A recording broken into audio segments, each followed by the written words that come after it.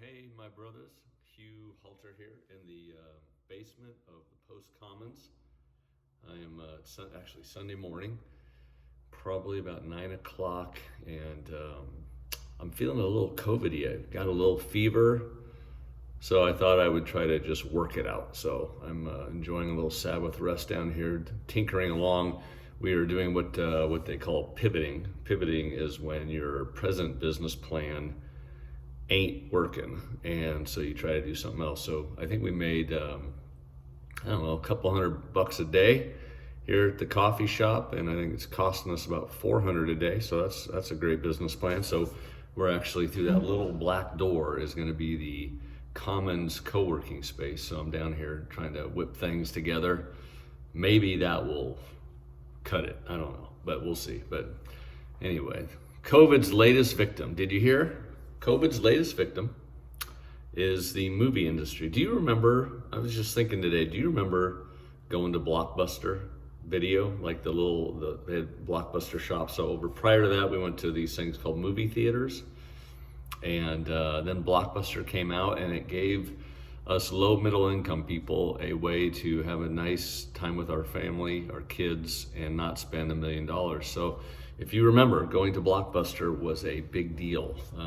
You'd load the minivan with the kids, they would get all excited, and most Blockbusters had the little, remember the little popcorn thing? So they try to give you the smell of, it's like B-level popcorn smell, but it was decent, and then you would get your red vines, and then all the movies would be out on the shelves, and it was just kind of fun to fight over which movie you were going to bring home. Then you probably stopped and picked up a Papa Murphy's pizza or something like that and had a great night. Well, the latest COVID thing is that I believe it's Warner Brothers, instead of launching all their movies in movie theaters, has decided we're probably not going to get to go back to movie theaters for at least another year. So they're loading all of their movies this month on HBO.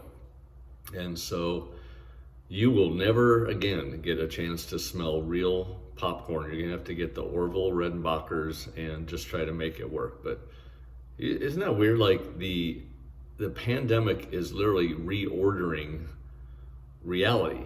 And you know, we could go through lots of reordering, but there's entire industries like the food service industry that might be forever changed.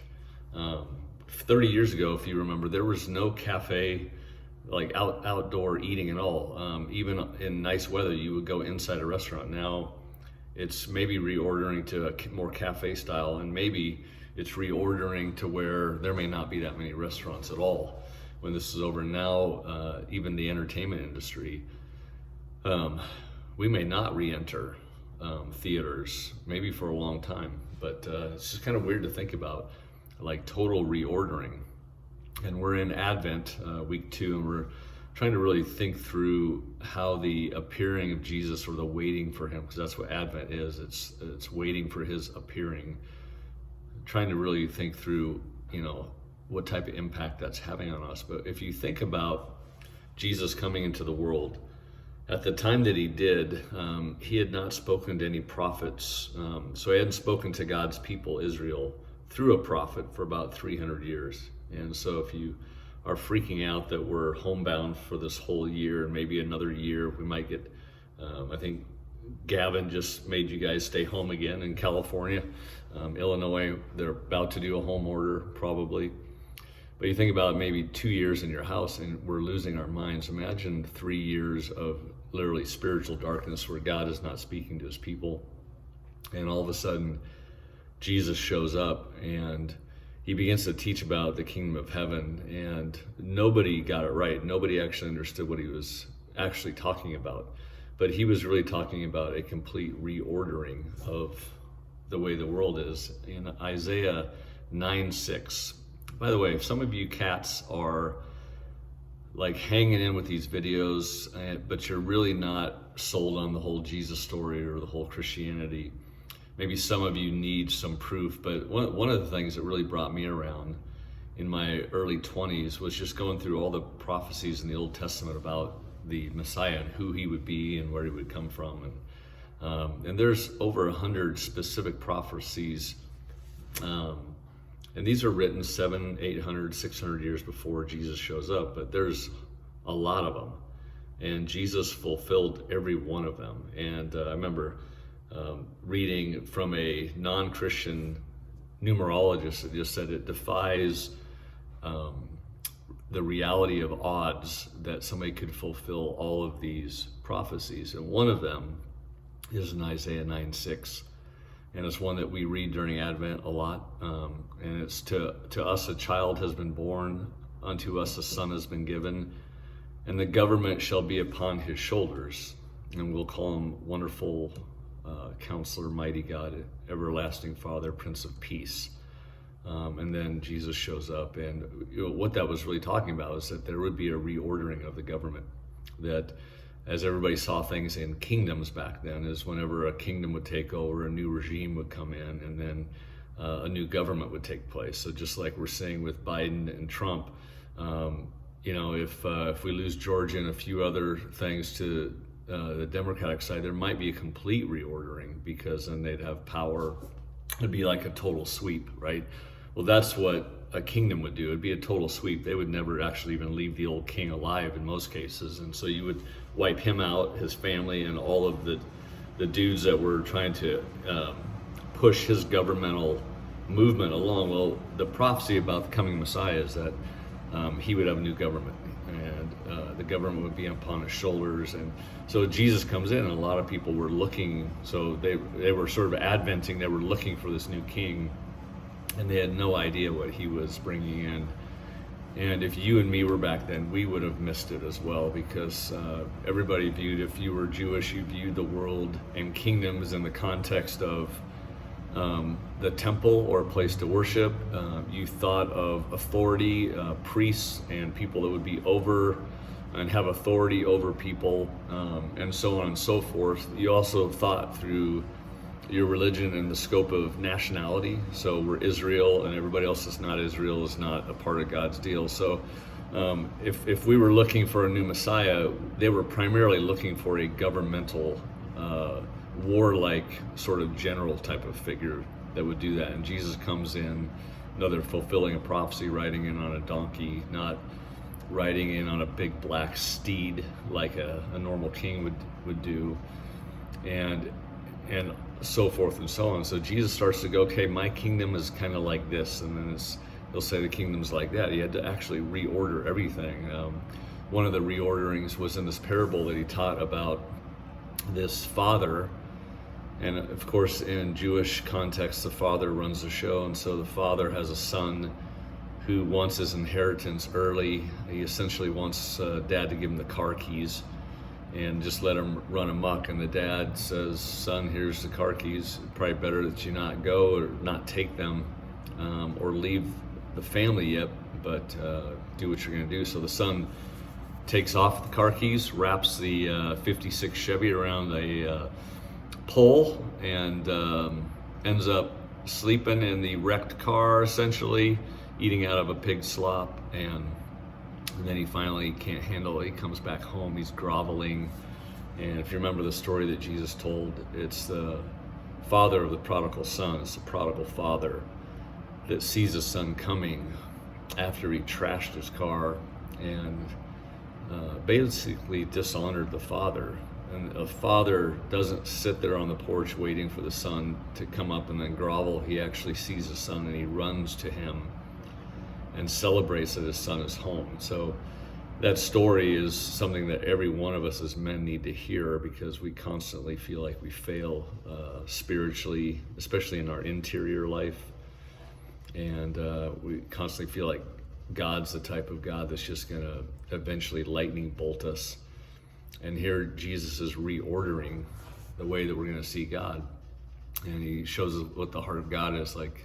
He just is glad that we come back to him. So that's a reordering. Another reordering is when he's teaching another parable about a Samaritan man that takes care of a dude that's been beat up and he's laying on the side of the road. And Samaritans, of course, were the ones that everybody looked down on. So he actually shows that this sort of outcast, this outsider, this half-breed, was the one that actually teaches us how we are to love our neighbor. And So sometimes when God comes, he reorders in a way that we are very thankful. I'm thankful for his grace, that he would not belittle me or abuse me when I've abused him, but he waits for me, runs to me just to accept me home.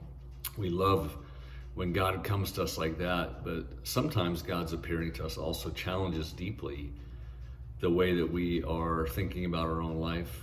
Like for instance, Cheryl and I this morning, we're watching about the reality that 1 in 4 households might be homeless in the next couple of years because of the eviction status that has been sort of like for a while. We can't, if we're sort of landlords, we can't kick anybody out. Well, that order is going to be lifted, and so they're expecting hundreds of thousands of people to be evicted. And Cheryl and I, we've sort of made it a habit over our life to take people in. Last year we had a family of 6 that lived with us down in our basement, and it was about 5 months, so it was a long haul, and these were pretty messed up kids, and so it was not easy at all. It was actually terrible. But this morning Cheryl's like, we've got to figure out who we can let know that we have an open basement again, and just be ready. And I feel like this might be, one of the few shots the church has left to gain some street cred is in how we handle this homelessness situation. The word hospitality actually means love of stranger. And so when Jesus is sharing this parable, he's reordering the way that we view our own home and what we do in regards to opening up our space for other people. And this might be a chance for all of us to get our basement ready, get a side room ready, because there's just gonna be a lot of people that are either gonna hit the street, single moms with 3 kids living out of their cars or whatever it is. But that may not be as good a news, right? We love it when Jesus extends and comes to us in grace. Sometimes we resist him when he comes to us with challenge, but that's the way his government works now. So if we sign up to follow him, and he sort of takes over our property and our schedule and our checkbook and starts to bring his friends into our world, the ones that he loves, then it's a complete reordering. Maybe a last one to just focus on is the word Emmanuel. So, when we're doing a lot of our Christmas stuff, when we used to be able to go to church, we would sing songs and read prophecies about God being called Emmanuel, which means God with us. And again, most of the time it's given to us in a sense of beauty, like God is literally with us, and we go, oh, that's great. But it's also God's with us. So we take him home with us. We take him to work with us. We let him into our brain and our heart, and he sees everything that we think. And it says that he knows the words that we're going to say before we even say them. So he's like, God is with us, guys. And that's when we think about his coming into our life in this 2021 or 2021. Yeah, I guess that's what it is. This new year, if you really want the Lord to show up, he is with you. And the one way I was thinking about this morning, the one way that I can judge whether or not I really want the Lord to be fully leading my life, maybe the proof that I'm thankful that he's coming to me, is prayer. And I don't want to just throw in a side door prayer thing for you, but I just find in all of the stuff going on right now, I just talk to the Lord all the time. And I feel like I talk to him about every 5 minutes about something. So as soon as Cheryl and I are watching the show about homeless folks, we're talking to him, and we're having little conversations in our head and our heart with him even before we talk to each other. Because I'm like, geez, that was pretty rough with 6 kids in here. Do I really want to do that? And then I'm talking with the Lord, and the talk is, it's not your house, Halter. It's it's my house, and if I need to ask you to open it up again, I sure hope you're on board with me. Sure hope you're with me. I sure hope that you're glad that I'm with you. And so that's the great question today. Prayer is the kind of the proof that you really want what Jesus wants. Prayer is not sort of a means to get something at the end of the day. Prayer is just simply being with the Lord, Emmanuel, God with you. And so what else should we do if God is with us all the time but to talk with him and listen to him, and to go, whatever you want today, boss. dad, however you want to frame your relationship with God. But maybe this week, let's think about the coming of Jesus, coming both with incredible grace for us, coming with incredible challenge for us, but that God is promised that he's coming with a new government, and he wants to be with us. He wants us to be with him as he establishes his ways upon the earth. And so what a great privilege to even think